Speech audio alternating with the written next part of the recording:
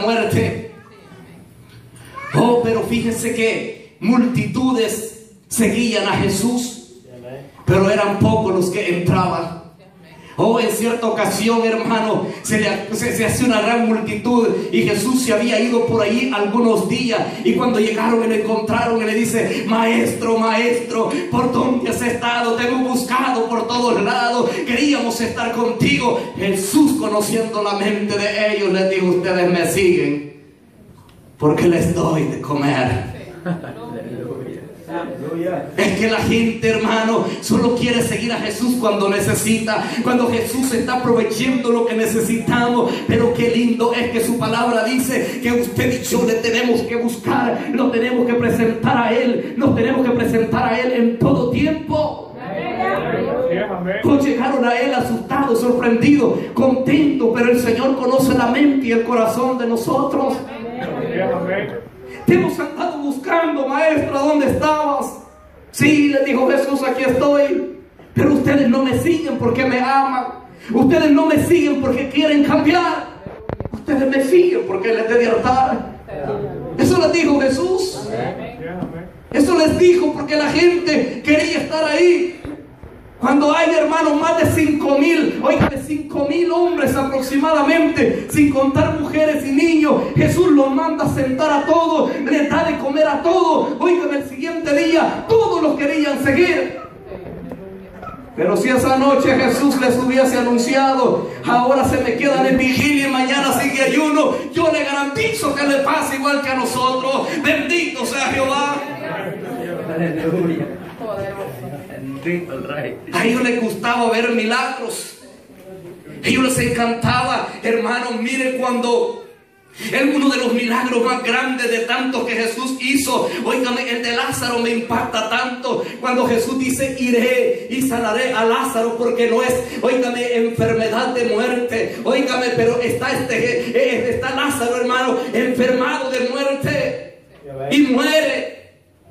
Y cuando Jesús llega, hermano, Jesús llega como que nada había pasado. Pero sale la hermana, oígame, de Lázaro y le dice: maestro, maestro, si tú hubieras estado aquí, mi hermano no hubiera muerto. Oígame, Jesús quería manifestar su poder. Dice que tantos ellos lloraban como los judíos que estaban ahí también lloraban, oígame. Y cuando Jesús está con ellos, le dice: llévenme a donde pusieron a mi amigo Lázaro. Amén. Y salieron aquella cantidad de gente, hermano, llorando, y otros viendo. ¿Y qué va a hacer este farsante, este hipócrita, este usurpador? ¿Qué es lo que va a hacer? Decía mucha gente detrás de Jesús. Pero cuando Jesús llega, hermano, Él sabía dónde estaba, pero Él quería, hermano, llamar la atención, que la gente se quedara viendo, y dijo: ¿a dónde le pusieron? Y le dijeron: aquí. Y le dice a los hombres, a sus discípulos que iban de cerca, que siempre estaban cerca de Jesús, siempre querían ver los milagros de Jesús, siempre querían ver el milagro, los milagros que Jesús hacía. Jesús les dijo: quiten la piedra. Quiten la piedra.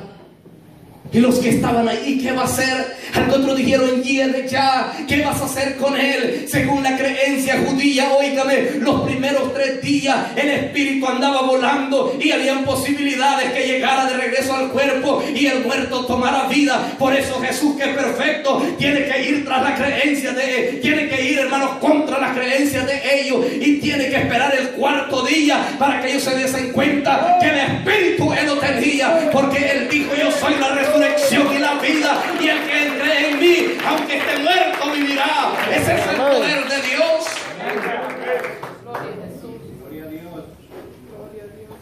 Cuando Jesús le habla a Lázaro, Jesús siempre habla 3 veces, así como le habla a Adán allá en el jardín del Edén: Adán, Adán, Adán. Miren, cuando le habla a Lázaro la primera vez: Lázaro, dijeron: este está loco, ¿qué le voy a ir si tiene 4 días ya? Pero Lázaro, la primera vez Lázaro oyó la voz de Dios, oyó la voz de Jesús. Oh, hermano, Lázaro se impacta tanto porque Lázaro conocía esa voz. Qué lindo es conocer la voz de Jesús, porque aunque estemos muertos, vamos a oír la voz un día. Bendito sea Jehová. Oh, dijo Lázaro, conocida. Ese es mi amigo Jesús de Nazaret. Y la primera vez solo le dijo Lázaro, pero después le siguió hablando y le dijo ven fuera. No quería que solamente resucitara y se quedara en la tumba, no. Le dijo ven fuera Lázaro. Y cuando lo vieron salir, algunos dijeron verdaderamente este es Jesucristo, el Hijo de Dios, y creyeron. Pero algunos se asustaron, otros corrieron y otros aunque vieron no creyeron. Pero Jesucristo hizo tantos milagros. Oh hermano, levantar paralíticos, darle vista a los ciegos.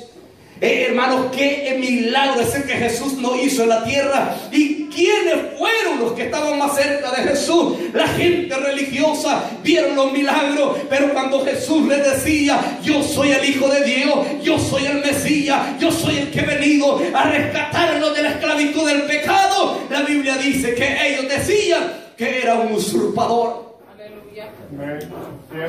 Así es que si hoy en día, si a Jesucristo el Hijo de Dios no le creyeron, si a Jesucristo el Hijo de Dios no le aceptaron el anuncio, y pocos fueron los que se salvaron en los mensajes de Jesús, no se preocupe,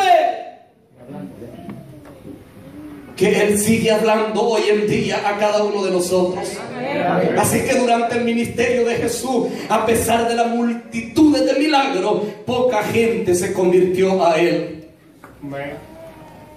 Y cuando Jesús, hermanos, es sepultado, Jesús resucita y llama a sus discípulos. Óigame, y dice, y llamando a los 11, les dio poder y autoridad y les dijo, vayan por todo el mundo y prediquen el evangelio a toda criatura. El mensaje era a toda criatura. Y hay una entre paréntesis que podemos hacer en esta noche, pero le dice, el que crea y sea bautizado es el único que será salvo.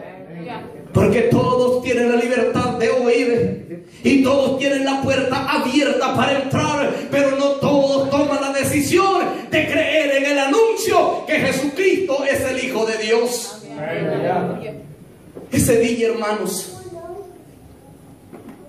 Dios les dice, Jesús les dice, yo les doy poder y autoridad.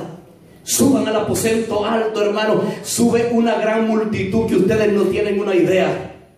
Sentados por todos lados. El primer día, hermano, comienza a irse 5, el segundo día 50, el siguiente día 100, la siguiente semana, óigame, 150, 500, 1000, y comenzó a irse la gente en cantidades. Pero Jesús les había dado una orden para que tengan poder y autoridad y para que lleven este anuncio a las naciones. No salgan de ahí, les dijo Jesús, hasta que sean investidos del poder del Espíritu Santo, el poder que yo les enviaré del Padre, y estará con ustedes a donde quiera que vayan. Mire cuánto se quedó, un grupito, un poquito más de los que vemos hoy acá. Pero ¿cuántos todavía sentían olor a pescado en las manos? De los 5000 aproximadamente, dicen unos escritores que habían aproximadamente 30,000 personas en ese día. Aproximadamente entre 25 y 30,000 personas, porque dice que 5,000 hombres, óigame, sin contar esposas, porque no era esposas, y sin contar niños, y eran terribles para tener cipotes. Había una cantidad, hermano, y todos comieron. Oh, hermano, pero después que Jesús había resucitado, quizás les decía alguno, las manos, pescado. ¿Qué comieron? Pescado. ¿Quién les dio pescado? No sabemos. Se les olvidaba. ¿Cuántas veces se nos olvida a nosotros los milagros que Jesús hace, los milagros que Jesús ha hecho con nosotros? Óigame, dice la Biblia que se queda solamente un grupito como de 120. Oh, pero cuando vino el Espíritu Santo, algo grande sucedió. Pero estos no son de los llamados, esto es de los escogidos. Dice la Biblia, hermanos, que Pedro, óigame, abriendo la ventana o poniéndose en la ventana, óigame, donde estaba ese centro comercial, comenzó a hablarles del poder del Evangelio de Dios. Y dice que todos oían la palabra, se compungían de corazón, reconocían el sacrificio de Cristo, reconocían que Él era el Mesías, reconocían que cuando Él dijo consumado es, todo se puso oscuro, y comenzaron más de 3,000 a levantar la mano. Mire, más de 3,000. Pero días después viene una persecución. ¿Dónde estaban los 3,000? Habían creído el anuncio, pero no habían permitido que se manifestara el brazo de Jehová. ¿A dónde estaban los 3,000? ¿O a dónde estaban las multitudes cuando Jesús llevaba la cruz hacia el Gólgota? No había ninguno. Porque queremos y necesitamos ver el brazo de Jehová. Bendito sea el Señor. El apóstol le predica a los romanos y les dice en Romanos 10, 11 al 13: pues la escritura dice, todo aquel que creyere no será avergonzado. Ese era el llamado, ese era el mensaje de los apóstoles. Y a pesar que era un mensaje claro, pocos hermanos entraron al reino de los cielos, o pocos están listos para entrar al reino de los cielos. Dice el 12: porque no hay diferencia entre judíos ni griegos.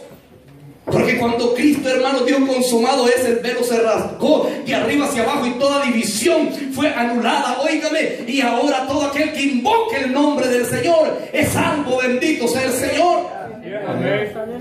Dice que sea rico, sea pobre, hermano, lo que importa es invocar el nombre del Señor y permanecer en el brazo de Jehová. Oh, bendito sea el Señor. Porque si usted y yo le hemos invocado, hermano, hemos invocado su nombre, tenemos una salvación grande. Los apóstoles también hicieron una cantidad de milagros, hermano, durante estuvieron, óigame, en la tierra predicando el evangelio. La gente los veía, hermano, creían en ese momento y recibían. Pero después se cumplían las parábolas de Jesús cuando decía que semilla caía junto al camino. No daban frutos, hermano. Oh, bendito sea el Señor. Hechos capítulo 2, hermanos, dice que ese día, hermano, una multitud, más de 3,000 creyeron y todos fueron bautizados. ¿Por qué? Porque era creer y ser bautizado. Pero en el tiempo de la dificultad, cada uno corría, cada uno se olvidaba de su Señor. Pablo, hermano, describe algo, Juan describe algo de Pablo y Silas en Hechos de los Apóstoles capítulo 16, porciones muy conocidas por nosotros. Desde el 11 en adelante hasta el 40 encontramos, hermano, que por andar predicando el evangelio, por andar anunciando el reino de Dios, la Biblia dice que la gente se alborotó, la gente los apresó, los garrotearon, hermano, tan fuerte que dice la Biblia que le dieron duro con vara. Pero estos sí habían creído el anuncio. Amén. Estos sí, hermanos, representaban al Cristo de la gloria. Y cuando los llevan, hermanos, les dicen: miren, hombre, nosotros no queremos hacerles daño. Nosotros lo que queremos es que ustedes se callen de hablar de ese Cristo. Y les dice el apóstol bien parado: ¿y ustedes creen que es mejor obedecerles a ustedes que el que me ha enviado? ¿Qué creen ustedes que es menester? ¿Obedecer a ustedes o obedecer a Dios? Le dijeron entonces: no te retractas, no te calles. Y dijeron: no. Entonces, hermanos, dice la Biblia que ordenaron meterlos al calabozo de más adentro. Oh, qué lindo es el Señor. Ellos no habían predicado en la cárcel todavía. El Señor quería llevar un mensaje a la cárcel, pero antes de llevarlos ahí, se los prestó al diablo por un momento para que los zarandearan y los garrotearan. La garroteada no venía de parte de Dios, no venía, pero el Dios estaba en ellos. Bendito sea el Señor. Mira, hermanos, es que el diablo, yo no sé por qué, el diablo, aunque siga perdiendo y siga siendo abochornado, porque la Biblia dice que el día que Cristo resucita, baja a las profundidades y avergonzó, óigame, públicamente avergonzó a los demonios y al padre de ellos, que es el diablo. Y la Biblia dice, por eso la palabra de Dios se cumple, dice que si dos se ponen de acuerdo, y el diablo sabe Biblia pero no sabe mucho, sabe más usted y yo. El diablo no practica Biblia, el diablo sabe Biblia, pero usted y yo sabemos Biblia y practicamos Biblia. Amén. Los hubieran metido separados, hermano, los hubieran metido separados, pero los metieron juntos. Y el hermano Silas era el primer viaje misionero que echaba. Yo no sé en qué viaje Dios te va a hacer la prueba a ti para cuando andes anunciando el evangelio. Pablito sí ya sabía de muchas, Él sí había aguantado bastante, tenía experiencia en esto. Él decía que sabía vivir en abundancia, en escasez, ni lo alto, ni lo bajo, ni nada, ni lo presente, ni lo porvenir, y describe todas las miserias y las bendiciones que también había vivido. Pero el hermanito Silas estaba nuevecito, con la cabeza un lado para el otro y el otro para otro. No podían aplaudir, no podían mover los pies, pero no les pusieron tape en la boca.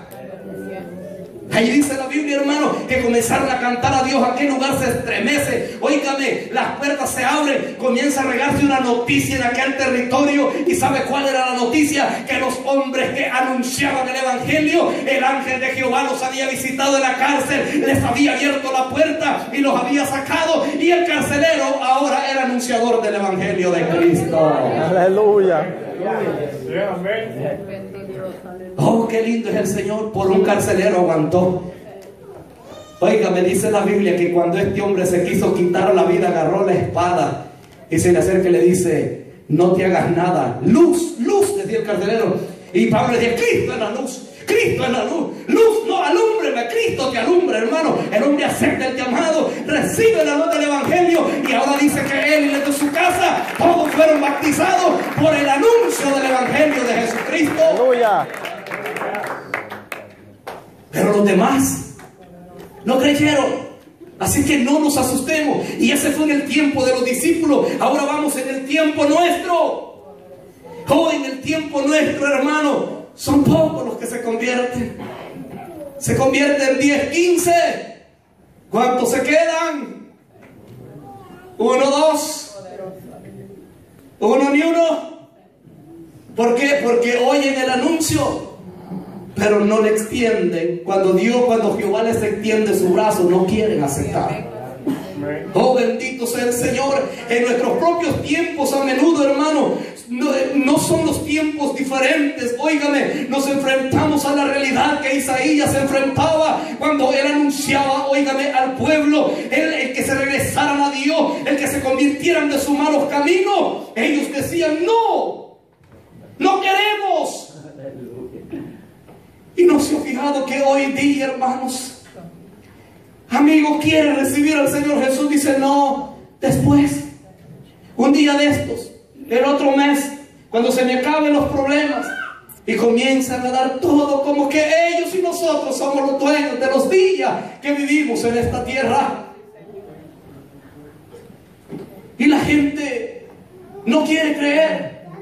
No quiere, hermanos. El evangelio se está siendo predicado en el mundo entero de una manera o de otra, pero la gente no quiere. DC, Europa, Nueva York y Washington DC, de las dos ciudades peores que Estados Unidos tiene en corrupción, prostitución, lesbianismo, y todos los que se van a ir al abismo de la eternidad, al infierno. Oigan, están podridos estos territorios. Gente joven, los templos cerrados. Me decía, hermano, la gerente de este lugar: no tenemos ningún joven. Nuestros jóvenes no quieren del evangelio. Cuando se les habla, se preguntan qué evangelio es. Es el evangelio, el anuncio de salvación. La gente no quiere. Dice: ustedes los hispanos, sigan trayendo a los niños, pongan el evangelio a los niños. Son las generaciones del mañana. Por eso es que necesitamos trabajar fuerte con nuestras generaciones. Nuestras propias familias. Yo a veces me duele como les hablo a mis hijos. Yo a mis hijos no les hablo del amor de Dios, porque ellos conocen el amor de Dios. Yo les hablo que si un día se mueren, se van a ir al infierno. No podemos decirles algo mejor, no podemos decirles algo bonito. El que ya ha experimentado el plato de la salvación, hay que hablarle de las consecuencias del pecado si no se arrepiente. Por eso usted y yo, cada vez que tenemos oportunidad, hablemosles. Hablemosles. Sacamos de nuestra responsabilidad. Hay familiares nuestros que necesitan que nosotros les hablemos. Muchas veces, hermanos, quizás duele lo que le voy a decir porque me cae a mí y va para usted también. Somos buenos predicadores del púlpito, pero mejor deberíamos de ser predicadores malos como Noé.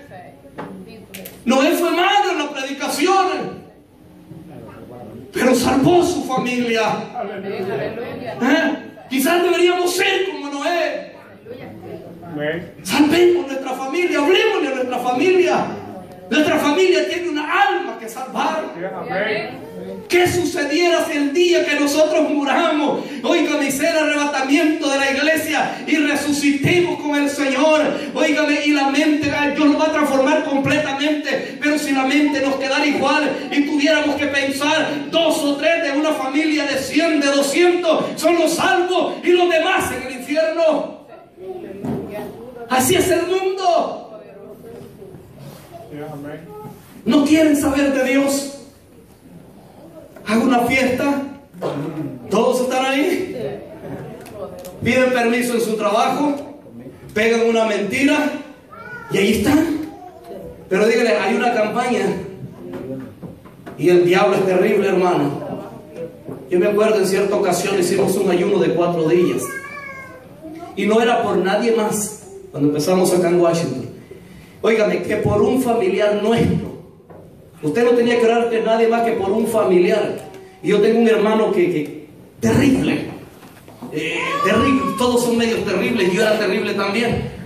Óigame, pero yo, hermano, y agarramos el tratado orando, Señor, que cuando este tratado se den las manos, oramos, era hermano, oración continua día y noche.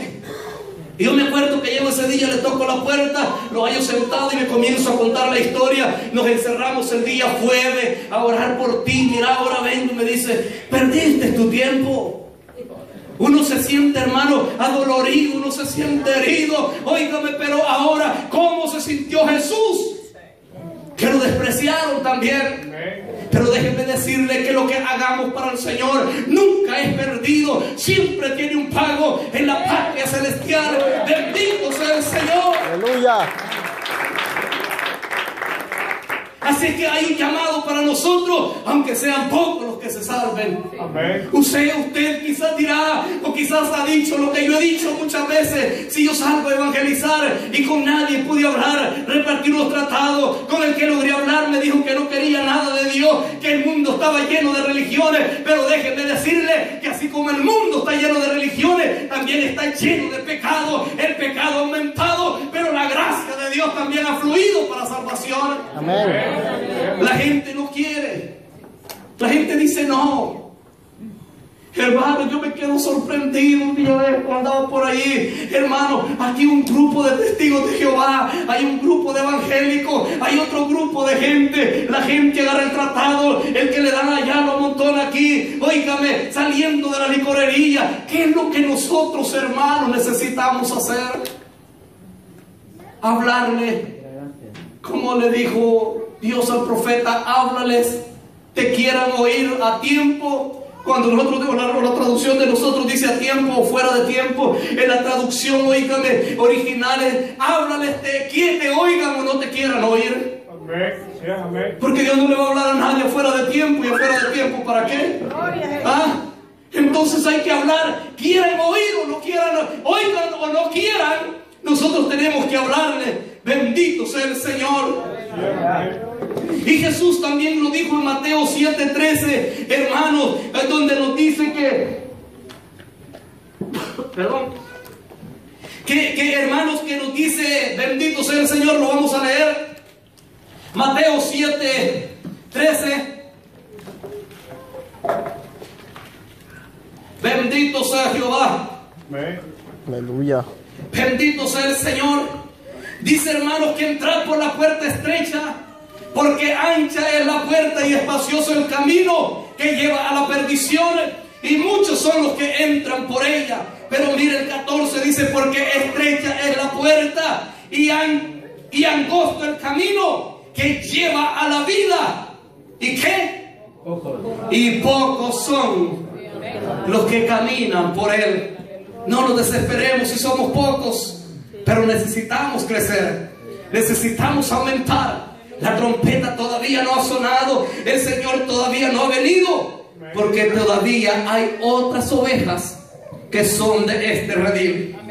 El Señor, hermanos, nos manda a hablar de su evangelio. Y si sufrimos por amor del evangelio, si sufrimos por anunciar el evangelio, recompensa tendremos, porque Jesucristo sufrió. Y dice la Biblia que Dios lo exaltó hasta lo sumo, óigame, y por haberse humillado y por haber soportado todo lo que soportó, Él le dio un nombre que es sobre todo nombre. Y ahora sobre de ese nombre se dobla toda rodilla y se declara el poder de nuestro Señor y Salvador Jesucristo. Bendito sea el Señor. Quiero concluir con esto. El sufrimiento de Jesús tuvo 3 etapas muy dolorosas. Y la primera etapa está, hermanos, cuando Él llama a sus discípulos y le dice: la hora ha llegado. En ese momento dice que compartió la cena con sus discípulos. Y dice, y llamando a sus discípulos se fue a la hora de la noche, a la hora oscura, a la hora novena. Llama, hermano, a sus discípulos y se va al monte, hermano, de Getsemaní. Y dice que llevando a sus discípulos le dijo: quédense aquí. Pero dice la Biblia que tomó a 3 de sus discípulos, que fue a Pedro, a Santiago y a Juan, y caminó con ellos un poco más adentro del monte Getsemaní o del huerto Getsemaní. Y dice que les dijo a sus discípulos: hijos, mi alma está muy triste. Porque Jesús sentía la agonía de la muerte.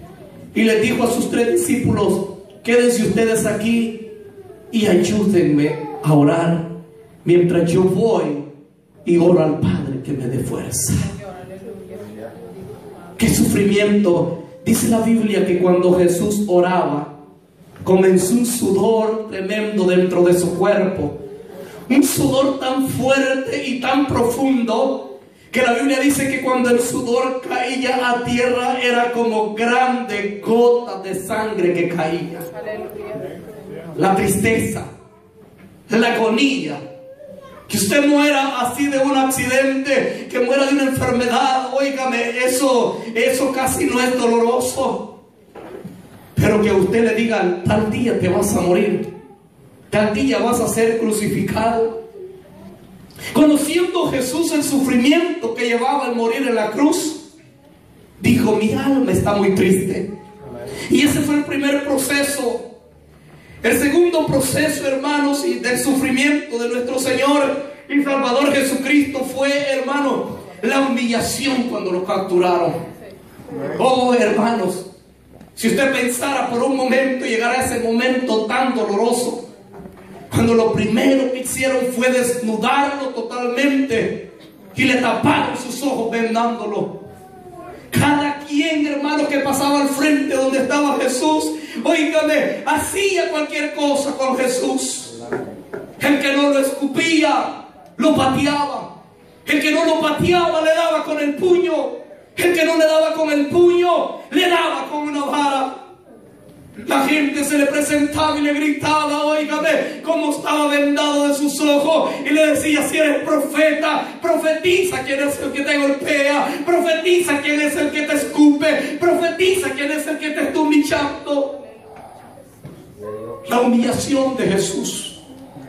Fue humillado hasta lo más bajo, por amor a usted y por amor a mí, por amor a la humanidad. Pero seguimos diciendo y pensando: ¿y quién ha creído el anuncio? ¿Quién quiere aceptar a Jesucristo? ¿Quién quiere recibir la salvación? Fue humillado por amor a nosotros. Y ahí estuvo, golpes, heridas, de todo en aquel lugar. Un proceso tan terrible.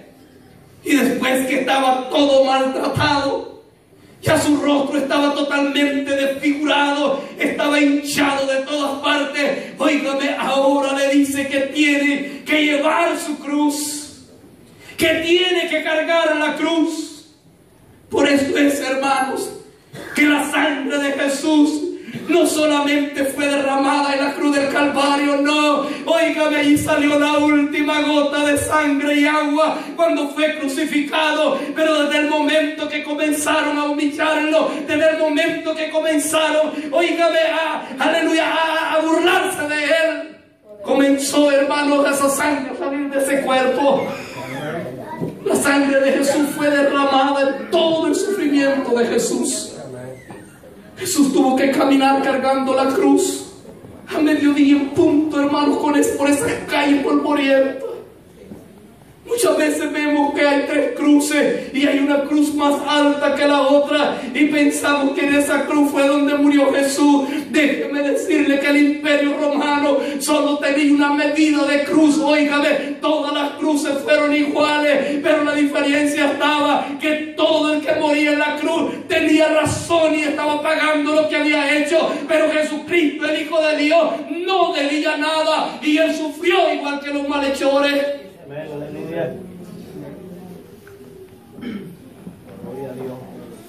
Su tercer sufrimiento fue, hermanos, cuando llegó al Gólgota, al lugar de la calavera. Ahí, hermanos, acostaron aquella cruz en el suelo y acostaron a Jesús todavía vendado, todo maltratado. Y comenzaron los soldados a perforar sus manos con esos grandes clavos. Oh, hermano, yo puedo ver a Jesús muchas veces con mis ojos de la fe y el dolor que Cristo sufrió por salvarme. Óigame, cuando esos clavos estaban pasando sus tendones, estaban, hermanos, siendo clavados en la cruz. Jesús quizás volteaba su rostro a ese lado y miraba, hermanos, hacia adelante y lo veía a usted y me veía a mí. La mano derecha, la mano izquierda, hermanos, y hay un tremendo clavo que iban a poner sus 2 pies uno sobre del otro, que también lo pasaría de lado a lado. Y dice la Biblia que él enmudecía, no abría su boca, pero estaba su cuerpo siendo abierto y derramando su sangre por cada uno de nosotros. Jesús sufrió tanto en la cruz, hermanos, que la ley decía que para terminarlos de matar, sus huesos tenían que ser quebrados y después dejarlos ahí en la cruz para que las aves de rapiña terminaran con sus cuerpos. Esa era la ley. Por eso es que no solamente se llama el Gólgota, sino que también lo describen como el lugar de la calavera, donde habían huesos de seres humanos por todos lados, que las aves inmensas de rapiña los movían. Pero óigame, el sufrimiento de Cristo no era parte que las aves de rapiña lo despedazaran.